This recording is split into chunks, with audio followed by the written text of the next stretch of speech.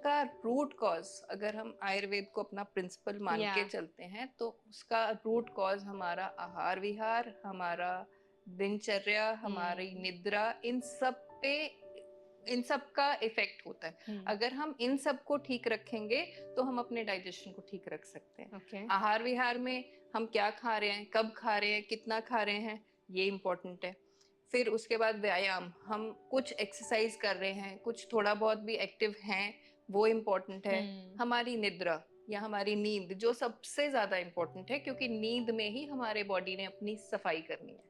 ठीक है, अगर ये चीजें हम नहीं ध्यान रख रहे, जो आजकल हम नहीं ध्यान रख रहे, इसीलिए ये चीजें बहुत कॉमन हो गई हैं कि हमें हर दूसरा इंसान, मुझे भी मेरे पास क्लिनिक पे पेशेंट्स आते हैं तो इन सब प्रॉब्लम्स के साथ बहुत कॉमनली वो आते हैं कि हमें गैस हो रही है, हमें एसिडिटी हो रही है, हमें कॉन्स्टिपेशन हो रहा है।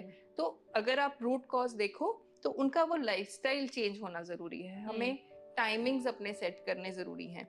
हम अगर ये देखें कि हमारे बॉडी के जो सेल्स हैं, जो इनका हमारा डीएनए है, ये बहुत प्रिमिटिव फॉर्म एज में अगर हम जाएं 1000 साल पहले, तो क्या था जब हम इवॉल्व हो रहे थे, जब हम आज के ह्यूमंस नहीं थे, प्राइमेट्स थे, तो एवोल्यूशन में क्या था, हम सूरज के हिसाब से चलते थे। ठीक है, जब सूरज उगा हम उठे, हमने पूरा दिन अपना काम किया, जब सूरज ढल गया हम सो गए।